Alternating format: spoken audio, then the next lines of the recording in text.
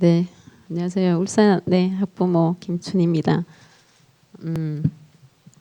저는 이거 제가 논천하기에 앞서서 그 교육부에서 나오시려고 했었잖아요. 근데 안 나오신 거가 되게 많이 큰 실망을 안고 지금. 예, 왜냐면 꼭 친정 막 아버지한테 뭔가를 꼬발리러 왔는데 예, 그 꼬발리 대상이 갑자기 없어졌다는 그런 느낌에 조금 굉장히 많이 아쉽습니다. 좀 사교육 걱정 없는 세상에서 좀 삼고초려하는 마음으로 조금 더 정성을 쏟아서 섭외를 하셨으면 참 좋았지 않았을까 일침을 가하는 바입니다. 에, 왜냐하면 그 다른 교육청에서 장학사님도 많이 나오셨지만 마치 내 문제를 내 남편의 문제를 옆집 남편한테 얘기하는 그런 느낌이거든요.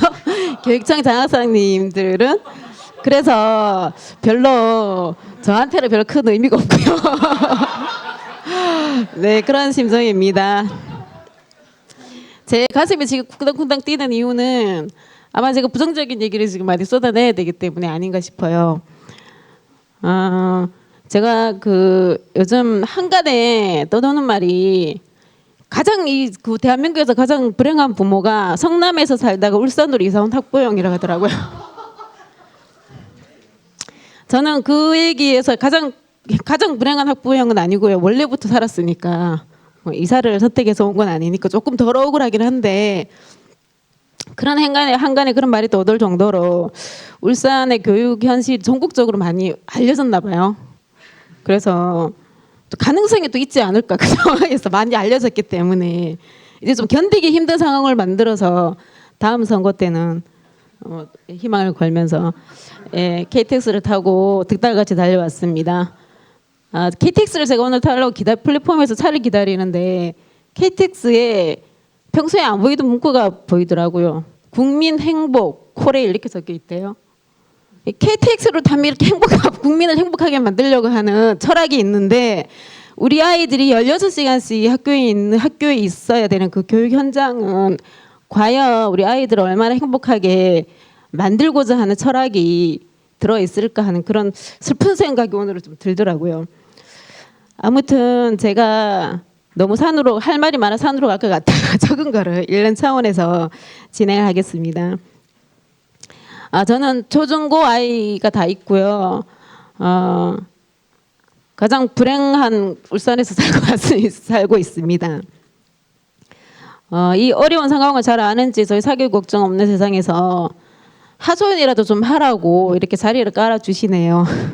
그래서 굉장히 감사하게 생각하고 이야기를 해보도록 하겠습니다. 울산 얘기를 좀 할게요. 울산은 지난 6월에 중3 고2 학생들을 대상으로 치러진 일제고사 시험 대비로 일선 중학교가 많은 몸살을 앓고 있었습니다. 증상은 아주 다양한데요. 시험에 대비해 학교장의 지시로 학생들이 점심시간 20분 만에 밥을 먹고 화장실 가고 나머지 시간 강제 자습을 하고 있었을 뿐만이 아니라 체육대회 이런 거를 그냥 2학기로 다 미루는 등 아침에 또 성적 향상반 수업도 실시를 했고 또 시험 치는 요령도 알려주기도 하고 정말 이 부분은 굉장히 부끄러운 얘기인데요. 이건 학생들이 직접 입으로 얘기한 부분입니다. 컨닝을 해도 잡지 않겠다는 그런 좀 심각한 기를 정말 이샘할 정도의 이런 이야기, 또 부진화를 가장 많이 줄이는 반에서 부상 주기, 또 평가 잘 받는 방법 고민하기 등 아이들이 좋아하는 축구 리그전 같은 것도 전면 없애고요. 교사들마저도 학교가 재미없고 불만이 늘어가는 이런 상황이었습니다. 또 시험에 대비해서 성적 미도달 학생을 6시 30분까지 남겨 수업도 하고 또 어떤 학교는 성적 미도달 학생을 가장 많이 줄인 반에 피자 사주기라든지 서로 학생들끼리 서로 멘토 멘티 해서 성적 올리기, 또 이렇게 기상천외한 방법을 그것도 교무회의 시간에 이런 의논이 있었다고 합니다. 왜 이런 해괴한 일들이 교육 현장에서 일어나는 걸까요? 그것은 시교육청이 국가 수준 학업 성취도 평가 1위를 하겠다고 선포하고 또 이렇게 학교의 압박을 실제로 가했기 때문입니다. 실제로 시험 후 일제고사 결과를 울산시 교육청에서는 평가 결과표를 출력해서 학생들에게 배부하고 교과별 응시 인원, 보통 이상 기초학력, 미달 학생 수 등 등급 현황을 제출하라는 공문을 학교에 보냈습니다. 이유는 기초학력 미달 학생을 지원하기 위한다는 거였죠. 명목은요. 이런 비교육적인 가전 방법으로 전국에서 기초학력 미달 비율을 줄였습니다. 근데 이것을 마치 전체 울산의 학력이 전체 막 이렇게 늘어난 것처럼 이렇게 보도가 됐고, 실제로 학부형들은 울산이 많이 성적이 실력이 향상됐나 보다 하고 사실 많이 기뻐하는 이런 해프닝도 사실 있었습니다. 실제로 사교육도 교육에 기여하는 한 축인데 숨도 못 쉬게 규제하면서 학력 향상을 기대하는 건 모순이다. 물가가 오르는데도 6, 7년째 동결해놓은 학원비 인상을 검토하겠다. 학원 관계자들도 합리적으로 상한선을 정해주면 오히려 자율적으로 지금보다 떨어질 수 있다. 학원 교습 시간을 학교 자율학습이 끝나는 10시까지로 제한하면 학생들이 부족한 부분을 메울 시간이 없다. 자정까지 교습을 허용하는데 찬성한다. 실제로 보도에 나온 이야기입니다. 교육감님의. 사교육에 이렇게 긍정 마인드를 갖고 발언하신 분은 누구실까요? 저희 울산 교육감이시랍니다. 공교육을 살리고 이끌어가셔야 할 책임 있는 분이죠. 이 발언은 2010년도에 학력신장이라는 목표하에 공교육의 학원에 의지하도록 부추기는 말이었고, 교육감 초선 당시 취임도 하기 전에, 이건 초선 당시 취임을 하기 전에 이렇게 보도를 내셨어요. 학원비를 인상하겠다고. 그 속내는 인상해 주겠다는 거죠. 제 개인적인 생각에는 보답을 하는 거죠. 그래서 학부형들 경악해 했고요. 지금 현재 이선 교육감이십니다. 사교육에는 아주 호의적이시다고 봐야 되겠죠. 일반 시민이 이해하기 쉽지 않은 상식을 넘어선 인사도 있습니다. 저희 울산시 교육위원회에서는 실제로 학원 전체의 부회장을 하셨던 분이 지금 교육위원장도 하고 계십니다. 그래서 우리 단체에서도 특별히 각오를 하셔야 됩니다. 울산으로 들어오시려면. 아무튼 부끄러워서 제가 이런 것은 저만 이해하기 어려운 건가요? 지금도 여전히 얼마 전에 학원비 인상이 다시 재개되고 있고, 더군다나 학원 자율화 정화위원회를 구성을 해서 구성 운영 조항을 신설하는 등의 내용을 담은 학원 관련 개정 조례안을 교육청이 시의회에 지금 의뢰 중인 상황입니다. 학원을 많이 사랑하시는 분이에요. 이런 엄청난 이런 자율은 우리 아이들에게 줘야 되지 않겠습니까? 학원에 주는 것이 아니라. 이명박 대통령 때 4대강을 살릴 것인가 국민을 살릴 것인가 유행이었잖아요. 울산은 학원을 살릴 것인가 아이들을 살릴 것인가 묻고 싶습니다. 저는. 이거는 제가 얼마 전에 교육감 하는 현장에 제가 직접 모니터를 한 건데요. 얼마 전에 모 국회의원님께서 저희 교육청 국감을 하면서 교육감 국감을 하면서 제시를 한 게 있었는데, 그 국감 자료를 모 국회의원님의 국감 자료를 이무일에 편집을 해서 교육청 기관 홍보에 이용해서 지금 물의를 빚고 있거든요. 사실과 다른 울산의 다문화 학생 학습 부진 비율이 전국 최저라고 홍보를 했고, 이는 애초 국감 자료에 일반 학생 대비 다문화 학생 학습 부진 비율 항목을 뺀 채로 다문화 학생 중 학습 부진 비율만을 놓고 전국 최저라고 또 홍보를 해서 지금 현재 물의를 빚고 있고, 실제로 급기야는 교육청 담당 하시는 분께서 문제를 제기한 교육위에 실제 사과도 며칠 전에 와서 했다 하더라고요. 이런 일들은 다 학력 신장이 이렇다라고 거기에 꽂혀서 지금 상황 판단이 안 되는 거라고 저는 생각합니다. 또 타 지역도 점차 줄여가는 고등학교 연합고사를 시행함에 따라 시험 치르는 큰 비용 부담과 특히 중학생들의 입시 부담으로 인한 방과 후가 교과 위주로 행해지는 등 갈수록 예체능 활동들이 많이 제약을 받고 있고, 이는 꼬리를 끊지 못해 악순환과 반복되는 안타까운 공격 현장입니다.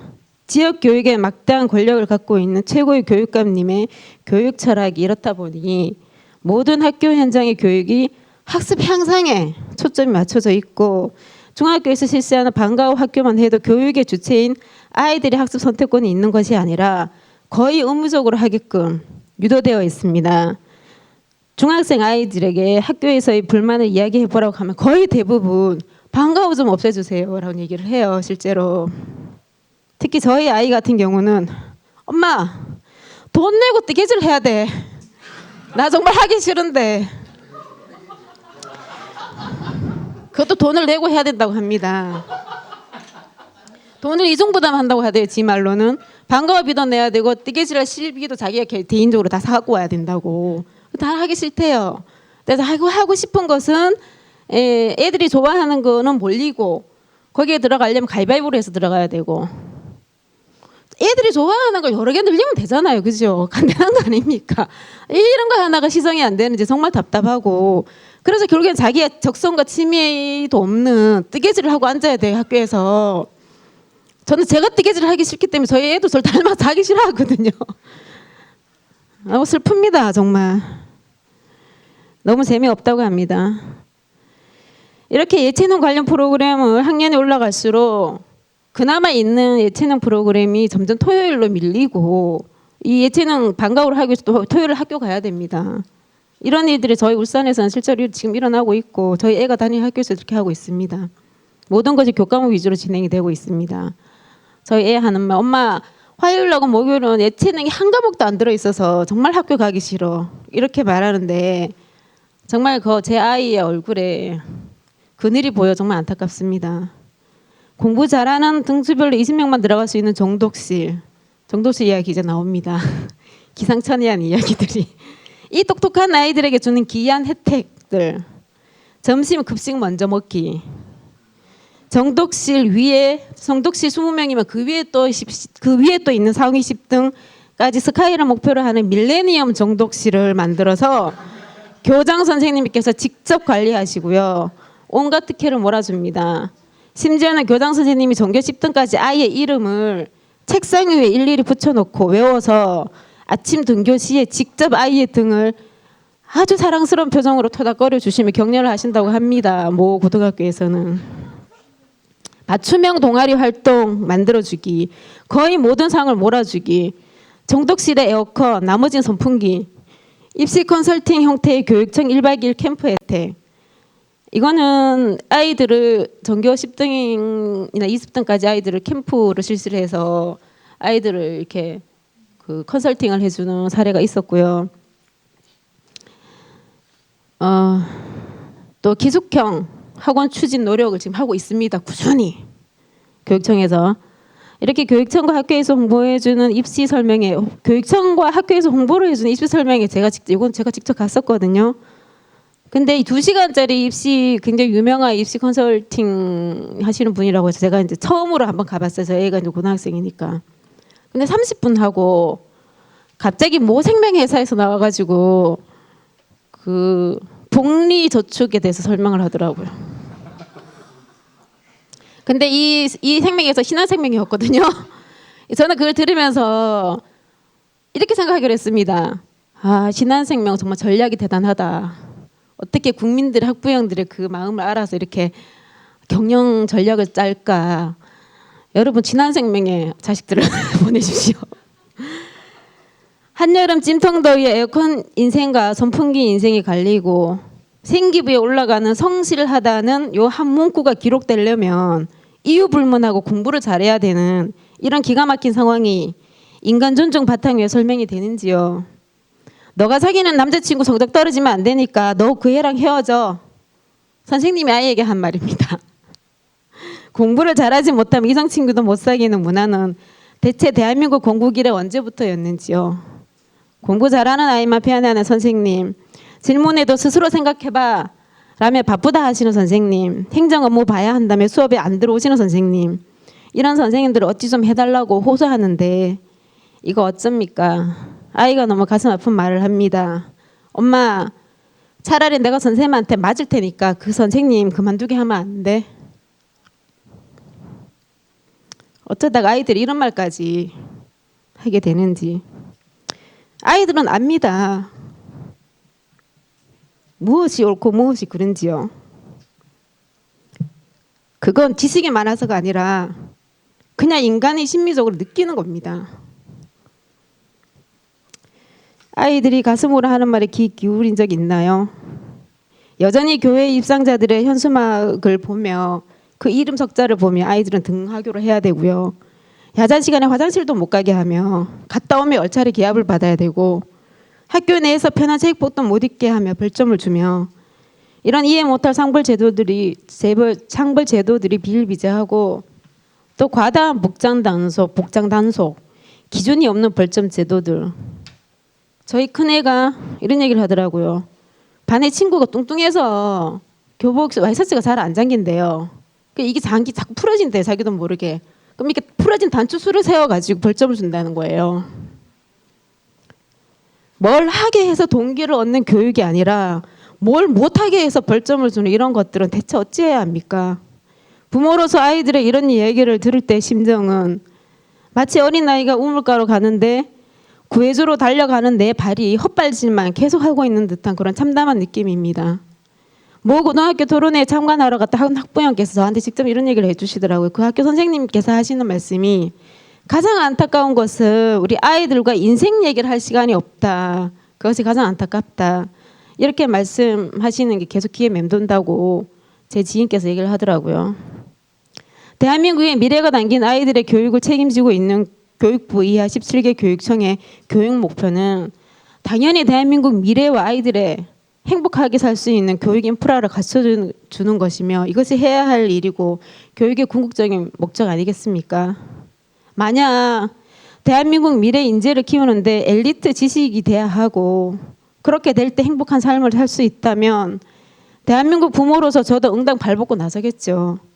선택하지 않을 이유가 없잖아요. 단 근거가 있어야 되겠죠.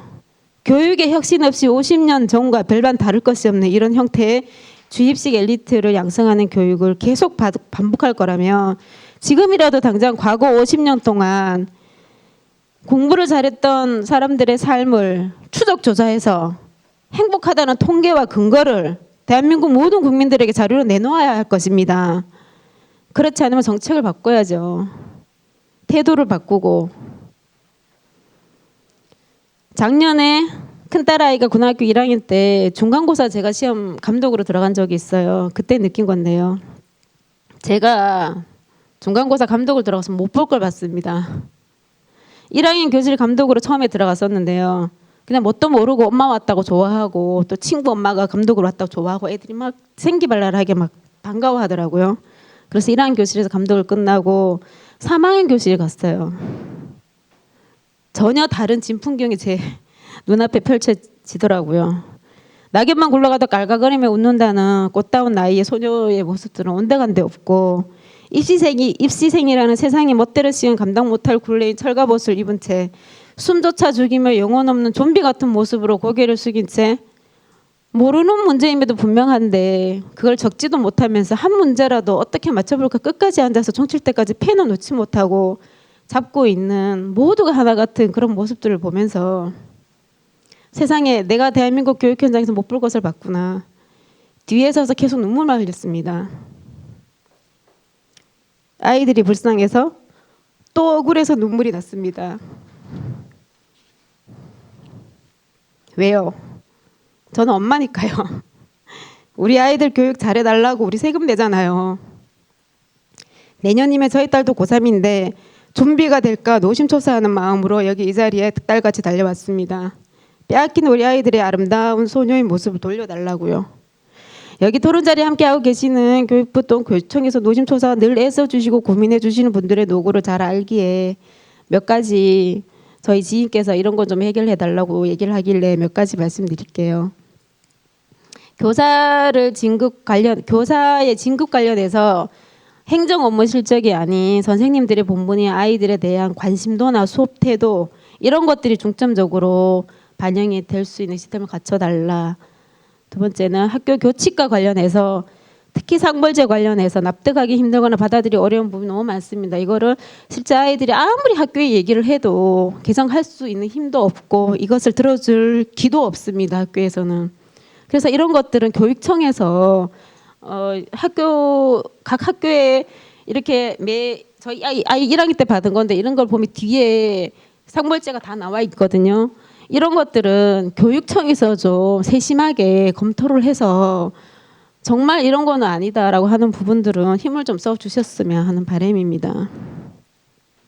또 교원평가 제도가 형식적 민주주의를 갖춘 것은 좋은데요. 실제로 교육 현장에 많은 선생님들의 상황을 잘 모른 채 학부형들은 그 온라인으로 평가를 하게 되죠. 이런 것들은 굉장히 비효율적이기도 한데요. 실제로 학교 현장에 좀 가서 교육청에서 아이들을 랜덤으로 좀 추려서 아이들 얘기를 실제로 들어보는 이런 정성이 좀 필요하지 않을까 싶습니다. 그러나 이것만 가지고는 안 된다는 절박함이 또 있습니다.